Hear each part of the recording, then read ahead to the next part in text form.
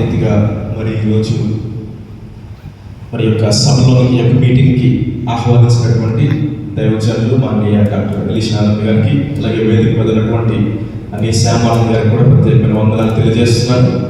మరి అనేక సంవత్సరాల నుంచి మేము కలిసి చాలా ప్రాంతాల్లో పరిచయం చేసాం.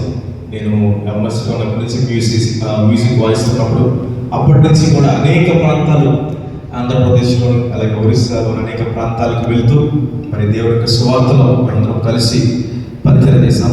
మరొక విషయం ఈ రోజు నన్ను చాలా ఆనందింపజేసింది, నా హృదయాన్ని సంతోషింపజేసింది ఏంటంటే మరి షైన్ బాబు కీబోర్డ్ వాయిస్తుంటే నాకు చాలా సంతోషం అనిపించింది. ఎందుకంటే నాకు తెలుస్తూ ఉంటుందంటే ఎవరు ఆ రేంజ్కి వెళ్తారు అనేది. ఆల్రెడీ ఆ యొక్క విత్తనము, ఆ బ్లడ్ అనేది షైన్ బాబు నాకు కనబడింది. చాలా సంతోషం, దేవుడికి స్తోత్రం. అంత మాత్రమే కాదు, మరి దేవుడు జెనెటిక్గా జీన్స్ అనేవి ఒక తరం నుంచి మరొక తరానికి ట్రాన్స్ఫర్ అవుతూ వెళ్తూ ఉంటాయి.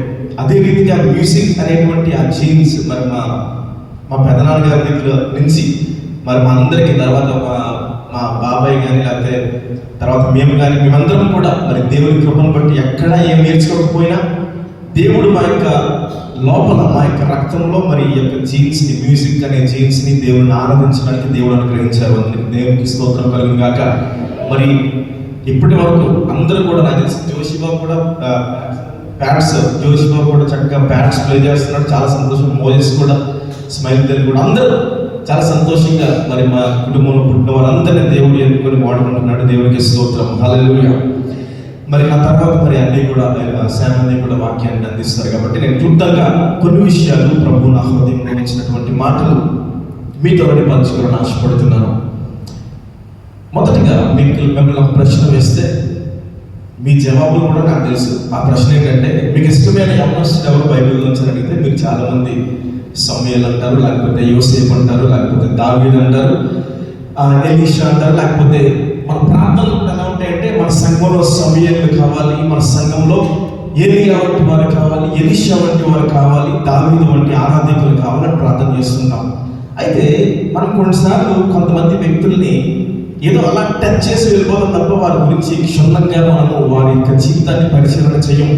అలాంటి యవ్వనస్తుల్లో నన్ను బాగా ఇన్స్పైర్ చేసిన యవ్వనస్తుడు బైబిల్ ఎవరంటున్నారంటే ఆయన తిమోతి. మన సంఘంలో కేవలం దావీదు, ఏలియా, ఎలీషా, సమూయేలు మాత్రమే కాదు, తిమోతిలు కూడా కావాలి. దేవునికి స్తోత్రం. తిమోతి యొక్క జీవితాన్ని మనం ఈరోజు మీ యొక్క ఎదుట నేను ఉంచాలని ఆశపడుతున్నాను. తిమోతి అనే మాటకు అర్థం ఏంటంటే ఆనరింగ్ గాడ్, దేవుడిని కనపరిచేవాడు అని అర్థం. దేవుని చేత కనపరిచేవాడు అని కూడా అర్థం. అంటే దేవుడిని కనపరిస్తే దేవుడు వారిని కనపరుస్తాడు. ఇది దేవుని యొక్క వాక్యం అటువంటి సత్యం.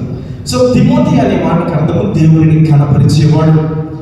తిమోతి యొక్క ఫ్యామిలీ బ్యాక్గ్రౌండ్ ఒకసారి మనము ఆలోచన చేస్తే, తిమోతి ఒకసారి మనం అందరం అపోస్తలుల కార్యముల గ్రంథం, అపోస్తలుల కార్యములు 16వ అధ్యాయం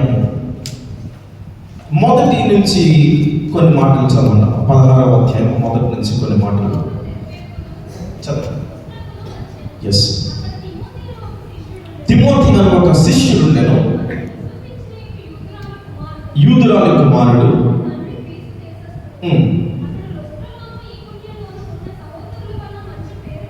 చాలా ఇక్కడ తిమోతి యొక్క ఇంట్రడక్షన్ అనేది మనకు కనబడుతుంది. తిమోతి అనే ఒక శిష్యుడు ఉండెను.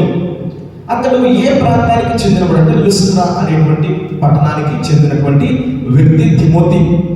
అతని ఫ్యామిలీ బ్యాక్గ్రౌండ్ మనం చూస్తే, తిమోతి యొక్క తల్లి యూదురాలు, తిమోతి యొక్క తండ్రి ఆయన ఒక గ్రీస్ దేశస్థుడు. దాని అర్థం ఏంటంటే ఆయన ఒక అన్య జాతికి చెందినవాడు అని మనం చెప్పుకోవచ్చు. అంటే ఒక మిక్స్డ్ ఫ్యామిలీలో నుంచి వచ్చినటువంటి వ్యక్తి తిమోతి. మనలో ఇక్కడ చాలా మంది చాలా ధన్యులు. ఎందుకంటే మన ముందు జనరేషన్ వాళ్ళే దేవుడిని నమ్ముకొని, మన తల్లి తండ్రి కూడా ప్రభువుని నమ్ముకొని వచ్చిన వాళ్ళే చాలా మంది ఇక్కడ నాకు కనబడుతున్నారు. కానీ తిమోతి అలాంటి వాడు కాదు. తిమోతి కేవలం మదర్ సైడ్ నుంచి దేవుడిని నమ్ముకున్న వ్యక్తి, కానీ తన తండ్రి ఒక అన్య కుటుంబంలో నుంచి వచ్చిన వ్యక్తిగా మనకు కనబడుతూ ఉంటాడు. ఎప్పుడైతే అపోస్తలుడైన పౌలు గారు తన యొక్క అపోస్తలుడైన పౌలు గురించి ఒక చిన్న మాట మీకు చెప్పాలి. ఆయన ఎంతో గొప్ప పరిచర్య చేసినటువంటి వ్యక్తిగా మనకు కనబడతాడు. కొత్త నిబంధనలో యేసుక్రీస్తు ప్రభు యొక్క తరువాత అంతటి గొప్ప పేరు ఎవరికైనా ఉంది అంటే ఆయన అపోస్తలుడైన పౌలు గారు మాత్రమే. అలాంటి గొప్ప వ్యక్తి ఇచ్చిన పిలుపుని బట్టి ఒక రోజున అపోస్తలుడైన పౌలు తాను ఆ పేరుగా పిలువబడక మునుపు సౌలుగా ఉన్నప్పుడు ఆయన దమస్కస్ అనే పట్టణానికి వెళ్తున్నప్పుడు ప్రభువు ఆయనను దర్శించి ఆయనకు ఒక మిషన్ని దేవుడు ఇవ్వడం జరిగింది. అదేంటంటే దేవుడు అన్నాడు, నేను నిన్ను అన్యజనుల వారి మధ్యలో వాడుకోబోతున్నాను. ఎప్పుడైతే ఈ మాట పౌలుకు ఇవ్వబడిందో పౌలు గారు మిషనరీ జర్నీస్ అనే చేయడం జరిగింది. ఆయన దాదాపుగా 3 మిషనరీ జర్నీస్, కొంతమంది 4 అంటారు, బట్ 3గా మనం తీసుకుందాం. 3 మిషనరీ పరిచర్యలు చేసేటువంటి ఆ ప్రయాణాలను ఆయన చేయడం జరిగింది. మొదటిది మనం ఎక్కడ చూస్తామంటే అపోస్తలుల కార్యములు 13, 14 అధ్యాయాలు మనం చదివితే అంతియోక్ అనే పట్టణంలో ఆయన యొక్క ఫస్ట్ మిషనరీ జర్నీ అనేది ప్రారంభించబడుతుంది. ఈ అంతియోక్ అనే పట్టణము యొక్క ప్రత్యేకత ఏంటంటే మొట్టమొదటిసారిగా క్రైస్తవులు అనే పదం అక్కడి నుంచి వచ్చింది. 11వ అధ్యాయం 26వ వచనం ఉంటుంది. అంతియోకులో ఉన్న శిష్యులను మొట్టమొదటిసారిగా క్రైస్తవులు అని పిలవడం జరుగుతుంది. అంటే క్రిస్టియన్ అనే మాట ఫస్ట్ ఎక్కడ వినబడింది అంటే యాంతియోక్ అనే ప్లేస్ లో వినపడడం జరిగింది. సో ఈ మొదటి మిషనరీ ప్రయాణం ఏంటంటే అంతియోక్ అనే పట్టణంలో ప్రారంభించబడింది. అది ప్రస్తుతం ఉన్నటువంటి సిరియా అనే కంట్రీ ఏదైతే ఉందో అందులో ఒక పెద్ద సిటీ యాంతియోక్ అనేది. ఆయన రెండవ మిషనరీ జర్నీ ఎక్కడ ప్రారంభించబడింది అంటే అపోస్తలుల కార్యములు 16వ అధ్యాయం 23వ వచనం నుంచి 20వ అధ్యాయం 38వ వచనం వరకు మనం చూస్తే, ఇప్పుడు మనం చదువుకున్నామే దెర్బే, లిస్ట్రా అనే పట్టణాలు ఏవైతే ఉన్నాయో అక్కడి నుంచి ఆయన యొక్క సెకండ్ మిషనరీ జర్నీ ప్రారంభించబడింది. ఇది దాదాపుగా యెరూషలేం అనే ప్రాంతంలో ముగించబడింది సెకండ్ మిషనరీ జర్నీ. ఆ తర్వాత 3వ మిషనరీ జర్నీ మనకి ఎక్కడ కనబడుతుంది అంటే అపోస్తలుల కార్యములు 18వ అధ్యాయం 23వ వచనం నుంచి మనం చూస్తే ఆ తర్వాత 3వ మిషనరీ జర్నీ ఆ 20వ అధ్యాయం తర్వాత మనకి కనబడుతూ ఉంటాయి. ఇలా నేను ఎందుకు చెప్తున్నానంటే ఆ అపోస్తలుడైన పౌలు గారు చేసినటువంటి ఈ మిషనరీ ప్రయాణాలు ఏవైతే ఉన్నాయో ఆయన అనేక ప్రాంతాలకు వెళుతూ అనేక సంఘాలను కడుతూ అనేక మందిని శిష్యులుగా చేస్తున్నటువంటి ఈ క్రమంలో ఆయన రెండవ మిషనరీ పరిచర్యను ప్రారంభించే మునుపు ఆయన ఎన్నుకున్న ఒక వ్యక్తే తిమోతి. దేవునికి స్తోత్రం, హల్లెలూయా. అంటే పౌలు గారి అంత భక్తునితో, అంత గొప్ప దేవునితో సంబంధం ఉన్న వ్యక్తితో కలిసి ప్రయాణం చేసేటువంటి క్వాలిటీస్ తిమోతిలో ఏమున్నాయి? రెండవ మిషనరీ జర్నీ పౌలు, శీల, తిమోతి చేయడం జరుగుతుంది. పౌలు, శీల అనేవారు వారు పెద్ద తలకాయలుగా మనం చెప్పుకోవచ్చు. అలాంటి వారితో ఒక యవనస్తుడైన తిమోతిని దేవుడు ఎన్నుకున్నాడంటే తిమోతి ఖచ్చితంగా దేవుని చేత ఏర్పరచబడిన వాడు. ఏవో ప్రత్యేకమైన లక్షణాలు తిమోతిలో మనకు కనబడుతూ ఉంటాయి. ఈరోజు అనేక లక్షణాలు తిమోతిలో ఉండవచ్చు, కానీ 3 ప్రాముఖ్యమైనటువంటి లక్షణాలు నేను చెప్పి ముగిస్తాను. Number 1, Timothy a young man with high reputation. ఇందాక 16వ అధ్యాయంలో మనం చదివాం. ఆయన ఎలాంటి వాడు అంటే ఒక యవనస్తుడు, కానీ ఎలాంటి యవనస్తుడు? ఆయన మంచి పేరు పొందిన వాడిగా మనకు కనబడుతుంది. దేవుడికి స్తోత్రం. దాని అర్థం ఏంటి? మంచి సాక్ష్యం కలిగిన వాడు తిమోతి. యవనస్తులారా, ఈరోజు యవనస్తులకు లేనిది ఏంటంటే యవనస్తులకు అన్నీ ఉన్నాయి. చక్కగా మంచి కాస్ట్లీ బట్టలు ఉన్నాయి, బైకులు ఉన్నాయి, కార్లు ఉన్నాయి, రకరకాల అన్ని కొనుక్కుంటున్నాం, ఫోన్లు ఉన్నాయి. కానీ ఎవరిని చూసినా లేనిది ఏదైనా మనకు ఉంది అంటే అది సాక్ష్యమే. ఒక వ్యక్తికి అన్నిటికంటే శ్రేష్టమైనది దేవుని దృష్టిలో దేవుడు మనల్ని చూసినప్పుడు ఆయన దేన్ని చూస్తాడంటే మన యొక్క సాక్ష్యము దేవునికి ఇంపైన సువాసనగా వెళ్తుంది. దేవునికి స్తోత్రం. నువ్వు మంచి సాక్ష్యాన్ని కలిగి ఉంటే అది దేవునికి ఒక ఇంపైన సువాసన వలె ఉంటుంది అనే విషయాన్ని మీరు ఒకసారి ఆలోచన చేసుకోండి. తిమోతి ఎలాంటి వాడు? తిమోతి అక్కడున్న ప్రాంతంలో ఉన్నటువంటి ప్రజలందరి చేత ఆ లుస్త్రలోను ఇకోనియాలోను ఉన్న సహోదరుల వలన మంచి పేరు పొందినవాడు తిమోతి. ఒకే సూటి ప్రశ్న మీకు వేస్తున్నాను. కోటగుట్టలో మీ పేరు ఎలా ఉంది? అంతే. పందుల్లో మీ సాక్ష్యం, మీ పేరు ఎలా ఉంది? అంతే. నాకు మొదటి పాయింట్. తిమోతి యొక్క పేరు చూడండి. తిమోతి గురించి చెప్పమంటే అక్కడ చెప్తున్నారు. తిమోతి అనేవాడు ఎంత విశ్వాసం కలిగిన వాడు తెలుసా? తిమోతి ఎంత ఫెయిత్ఫుల్ తెలుసా? తిమోతి ఎంత సహకరిస్తాడో తెలుసా? తిమోతి పరిచయం కోసం ఎంతకైనా తిమోతి యొక్క సాక్ష్యం. తిమోతి యొక్క ఫ్యామిలీ, మనం అనుకోవచ్చు అన్న మా యొక్క ఫ్యామిలీలో డిస్టర్బెన్స్ ఉంటాయండి, మా తల్లి ఏమో వాళ్ళని ఆరాధిస్తారు, మా తండ్రి ఏమో వీళ్ళని ఆరాధిస్తారు, కాబట్టి మాకు చాలా అవకతవకలు ఉంటాయి మా యొక్క కుటుంబంలో అని మీరు ఒకవేళ అనుకుంటే, ఈరోజు తిమోతి మీ ముందు నిలబడి సాక్ష్యం చెప్తాను. ఏంటి తెలుసా? ఆయన కూడా అలాంటి కుటుంబంలోకి వచ్చిన వాడే. దేవుడిని ఆరాధించడానికి, దేవుని కోసం బ్రతకడానికి, నమ్మకంగా దేవుని పరిచయం చేయడానికి మీ కుటుంబం యొక్క బ్యాక్గ్రౌండ్తో ఏం పని లేదు. దేవునికి స్తోత్రం. దేవుడు నిన్ను కోరుకుంటే, నీకు రోషం ఉంటే దేవుడి కోసం, దేవుడు ఎలాంటి వారినైనా ఆయన వాడుకోవడానికి సిద్ధంగా ఉన్నాడు. దేవునికి స్తోత్రం. తిమోతి యొక్క బ్యాక్గ్రౌండ్ చూస్తున్నాము.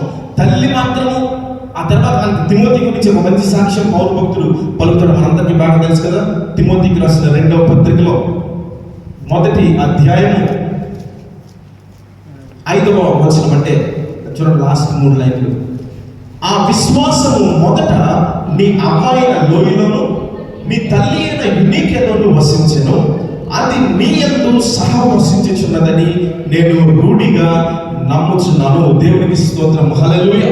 అంత మాత్రమే కాదు, ఈ యొక్క తిమోతిని పౌలు భక్తుడు ఎలా సంబోధిస్తున్నాడు, అదే ఆ చదవబడిన అధ్యాయంలోనే మొదటి 2 మాటలు మనం చూస్తున్నాము. క్రీస్తు యేసునందున్న జీవమును కూర్చిన వాగ్దానమును బట్టి దేవుని చిత్తము వలన క్రీస్తు యేసు అపోస్తలుడైన పౌలు ప్రియ కుమారుడగు తిమోతికి శుభమని చెప్పి వ్రాయినది. అంటే ఈ తిమోతి ఇప్పుడు ఏమయ్యాడు తెలుసా? పౌలు భక్తునికి ఆత్మీయ కుమారుడు అయిపోయాడు. దేవునికి స్తోత్రం. ఎంత అద్భుతమైన సంబంధం ఉంటుందంటే పౌలు గారికి తిమోతికి చాలా అద్భుతమైన సంబంధం.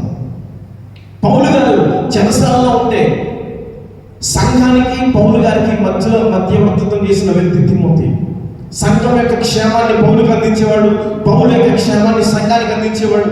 పౌలును అంతగా ఆయన వెంట పెట్టుకుని ఉండడం అనేది మనం చూస్తున్నాం తిమోతి యొక్క జీవితంలో. పౌలు గారు తిమోతికి రాసిన పత్రికలో ఒక మాట రాస్తాడు. ఈరోజు ఆ మాట ఇక్కడ కూర్చున్న ప్రతి యవనస్తుడు కూడా ఒక ఛాలెంజ్గా తీసుకోవాలి. తిమోతికి రాసిన 1వ పత్రిక 4వ అధ్యాయము 11-12వ వచనం. గట్టి చదువుతుంది. ఎస్, మాటలను, ప్రవర్తనలను, ప్రేమలను, విశ్వాసమును, పవిత్రతలను విశ్వాసులకు మాదిరిగా ఉండుము. దేవునికి స్తోత్రం. హల్లెలూయా. ఇది ప్రతి ఒక్క యవనస్తుడు, ఈ మాటలు ఆలోచిస్తున్న ప్రతి ఒక్క వ్యక్తి దీనిని ఒక ఛాలెంజ్గా తీసుకొని నువ్వు ప్రభు కోసం జీవించాలి. ఎలా అంటే, నీవు నీ యవ్వనాన్ని బట్టి ఎవరు కూడా నిన్ను తృణీకరించే ఛాన్స్ ఎవరికి ఇవ్వకూడదు. నీ యవ్వనాన్ని బట్టి వేరొకరు నిన్ను వేలు పెట్టి చూపించే ఛాన్స్ ఎవరికి ఇవ్వకూడదు. ఒక తిమోతిలాగా నువ్వు జీవించాలి. ఎలా అంటే, నీ యొక్క మాటలోను, ఈరోజు మన మాటలు ఎలా ఉన్నాయి? పరిశుద్ధ గ్రంథంలో దేవుడు ఎలా రాయించాడు? యవనస్తులు చాలా జాగ్రత్తగా మాట్లాడాలి. మన నోట్లో నుంచి బూతులు కానీ, సరస్వతులు కానీ, పోకిరి మాటలు కానీ ఇవేమీ రావడానికి వీల్లేదు. మన మాటలు మాట్లాడుతున్నప్పుడే ఇతరులకు మనం తెలియాలి మనము దేవుని యొక్క బిడ్డలమని. దేవునికి స్తోత్రం. నువ్వు బయటికి వెళ్ళి మెడలో సిలువ చూపించుకునే అవసరం లేదు. మెడలో సిలువను బట్టి గుర్తుపట్టవచ్చు ఒకవేళ నువ్వు క్రైస్తవుడు అని. కానీ దానికంటే శ్రేష్టముగా నీవు మాట్లాడుతున్నప్పుడే నిన్ను చూసి నీవు క్రైస్తవుడవు, దేవుని కుమారుడు, కుమార్తెవు అని ప్రజలు చెప్పగలరా? నీ మాటలోను, ప్రవర్తనలోను. మన ప్రవర్తన చాలా ప్రాముఖ్యం. మరొకటి ప్రవర్తన అనేది మనం ఎలా ప్రవర్తిస్తున్నాం మన యొక్క ఊళ్ళో కానీ, మనం ఉన్నటువంటి సమాజంలో కానీ, మన స్కూల్లో కానీ, కాలేజీలో కానీ మన ప్రవర్తన ఎలా ఉంది? ఇంకేం రాస్తున్నాడు? మాటలోను, ప్రవర్తనను, ప్రేమలోను, విశ్వాసంలోను, పవిత్రతలోను విశ్వాసులకు మాదిరిగా ఉండాలి. అంటే దాని అర్థం ఏంటి? నిన్ను చూసి ఒక ఎగ్జాంపుల్ లాగా మరొక వ్యక్తికి చెప్పే రీతిగా నీ జీవితం ఉండాలి. దేవుడికి స్తోత్రం. నిన్ను చూసినప్పుడు ఈ వ్యక్తిలాగా విశ్వాసం కలిగి ఉండాలి, ఈ వ్యక్తిలాగా ప్రేమ కలిగి ఉండాలి, ఈ వ్యక్తి లాంటి క్షమాపణ కలిగి ఉండాలి. ఇది దేవుని యొక్క లక్షణాలన్నీ కూడా ఈ వ్యక్తిలో ప్రతిబింబిస్తున్నాయి అని ప్రజలు నిన్ను చూసి ఒక వ్యక్తికి నేను ఒక మంచి ఎగ్జాంపుల్ లాగా చెప్తే నీవే నిజమైన దేవుడు చెప్పినటువంటి గొప్ప యవనస్తురాలు. దేవునికి స్తోత్రం.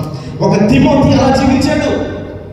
ఎవరైనా ఒక కొత్త కొత్తగా వచ్చిన వ్యక్తికి ఎలా జీవించాలి అని ఎవరైనా చెప్పాలంటే ప్రజలందరూ తిమోతిని చూపించేవారు. తిమోతిని చూపించి, ఇదిగో తిమోతి ఎలా మాట్లాడుతున్నాడు చూసావా, తిమోతి ఎలా ప్రవర్తిస్తున్నాడు చూసావా, తిమోతి విశ్వాసం చూసావా, తిమోతి యొక్క ప్రేమ చూసావా, తిమోతి యొక్క క్షమాపణ చూసావా, ఇదిగో అలా జీవించాలి. అంటే కొత్తగా వచ్చిన విశ్వాసానికి ఈ ఎలాంటి వాడంటే, సరే కారు కొన్నప్పుడు మనకు ఒక పుస్తకం ఇస్తారు. ఏం పుస్తకం అది? Car manual. కారు కొన్నా, ఫోన్ కొన్నా మాన్యువల్ ఇస్తారు. మాన్యువల్ అంటే ఏంటి? దాన్ని ఎలా వాడాలి, లేకపోతే ఎలా మనం దీంతో ఉండాలి. కారులో పెట్రోల్ పోయించాల్సిన కారులో డీజిల్ పోయిస్తే ఏమవుతుంది?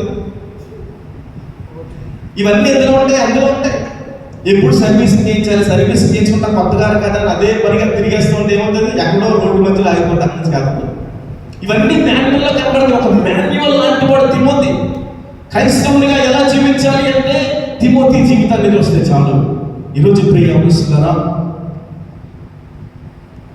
ఈ విశ్వాసం ఏదైతే ఉందో తిమోతికి, అది ఎక్కడి నుంచి వచ్చిందంటే తన అవ్వ అయిన లోయలోను, తల్లి అయిన యూనికేలోను ఉన్నాయి.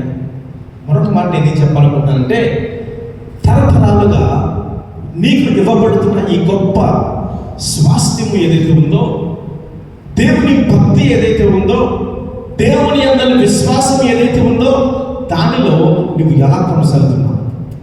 మనం కొన్నిసార్లు ఏమవుతుందంటే, ఎప్పుడైతే మనము కొన్ని తరాలుగా క్రైస్తవులుగా ఉన్నామో మనలో ఒక రకమైనటువంటి నిర్లక్ష్యం ఉంటుంది. అలక్ష్యం అంటే పెద్దగా నేను చర్చికి వెళ్తున్నాను కదా, నేను వాక్యం చదువుతున్నాను కదా, ఏదో ప్రార్థన చేసుకుంటున్నాను కదా, మామూలుగా సాధారణంగా జీవించేటువంటి పరిస్థితులు తరాలుగా క్రైస్తవులుగా ఉన్న వారికి ఉండే అవకాశం ఉంటుంది.